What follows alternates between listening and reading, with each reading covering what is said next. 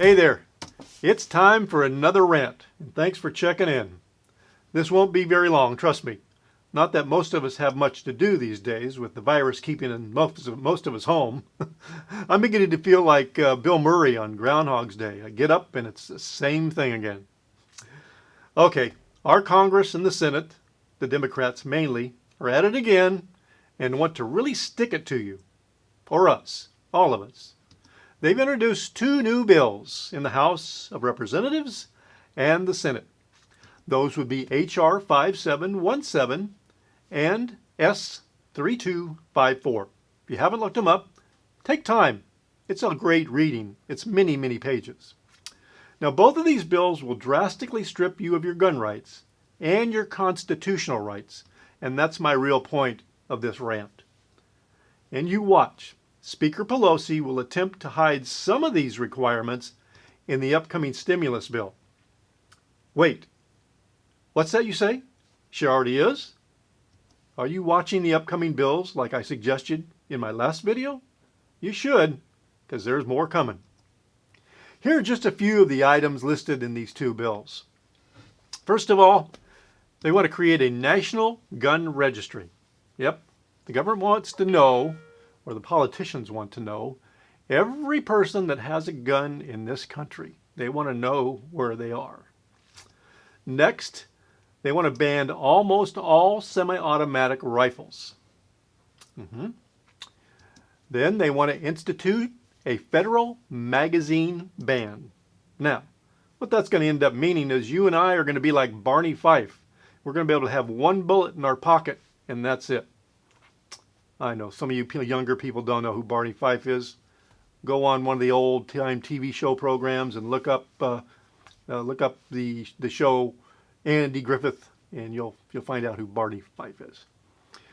They want to implement national red flag gun confiscation. And if you don't know what red flag laws are, well, if your neighbor or your wife or your husband or anybody thinks you're a danger because you're too angry or you're mentally incompetent or whatever, they can petition the court to have the police come out and take your guns until you can prove that you're not crazy or you're not angry or you're not going to do something.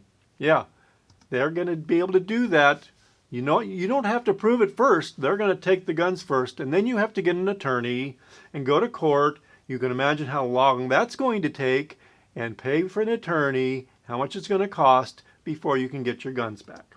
Now, a lot of states already have these laws, but they want to make it internationally throughout the United States. And then they want to put tax on your gun when you buy it and tax on your ammunition. They want to put 30% tax on buying a new gun and 50% tax on ammunition. That's on top of the state tax already there. So you can imagine how much that's going to cost to buy a gun. Now they want to ban anyone under 21 from owning a gun. Now you can vote, but you can't buy a gun at 18. Well, then they're going to ration how many guns you can buy. Can't buy any more than one gun every 30 days. Then you're going to have to make sure your guns are stored safe. Now, I don't have a problem with storing your guns safe. We all should store our guns safe. But if you've got 4, 5, 6 guns, and you're going to have to store them in a safe place, and what they determine is a safe place, probably going to be a gun safe. Now, you can imagine what that's going to cost you. Yeah. So, and then they're going to ban house builds. Well, do you know what a house build is? You can go to your gun store, you can go online and buy parts for guns, parts of guns, and you can build your own gun. Yeah, but now they're going to ban that also. Now, next in the bill is they want to ban all suppressors. Well, a lot of states have those laws already, but they want to do it total nationally, make it suppressors illegal.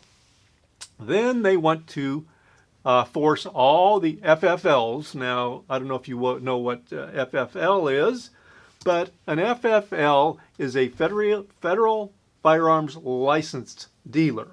So what that means is all your gun shops, your independents who sell guns, are now going to be required by the government, if this bill passes, to have certain security functions in their store. In other words, they'll require you to have an alarm system, TV cameras, grates on your windows, bars on your doors, whatever it is, they're going to require this. Now, who's going to make this determination of what these security requirements are? It's going to be the government's going to determine what you have to have and how much money you have to spend on those requirements for your store. Now, who do you think is going to end up paying for that? Well, of course, the store owner is going to pay up front, but who's ultimately going to pay? It's going to be you and me when we want to go buy a firearm of some kind. Yeah. So again, government intrusion into our lives again, determining, telling us what we can do and what we can't do, and then getting down to the nitty-gritty. So it's really going to be tough. Next one is a really big one. Expand gun-free zones. Now, a gun-free zone, right now, most of them are around schools, and you can't have a gun within a certain radius of a school. Okay, so now if they want to expand that, what do they expand it to? That means they're going to be farther? Is it going to be 1 mile, 2 miles, 3 miles from a school? Is it going to be around hospitals? How about museums? Or if they want to make it federal buildings or any building or anywhere, they want to expand that gun-free zone. Well, you're driving down the street one day and you run a stop sign or go too fast and get stopped and pulled over, and the police officer, law enforcement officer, finds out you have a gun. Guess what? You're not going to have to worry too much about paying that traffic ticket. You're going to have to worry about getting yourself out of jail. So there's another one they want to do. Now, there's more, but I'm not going to argue the merits of each of these items listed, and there are more. What I am really concerned about, and my rant is about, is the continued erosion of our constitutional rights. I'm sure you've heard of the camel's nose under the tent scenario, where if the camel could get his nose under the tent, then he's going to take over the whole tent. Well, that's exactly what's happening with the Second Amendment battle. It's just one nose under the tent. If they can do it on the Second Amendment, guess what? They are continue to erode the Second Amendment, then they can do it to any other constitutional right. Next, it will be the First Amendment, freedom of speech and religion, or the Fourth Amendment, freedom from searches and seizures. Oh wait, they're already trying to do that. Oh well, anyway, I'll tell you what, if we all don't wake up and get involved in the political process and hold our elected officials accountable, we are in big trouble. Your rights will be gone and you're not even going to know what happened to you. They're using this pandemic as their own personal agenda, and that has to stop. So that's my rant. I told you it wasn't going to be long, but that's my rant for the day. I truly urge you to get involved and stay informed.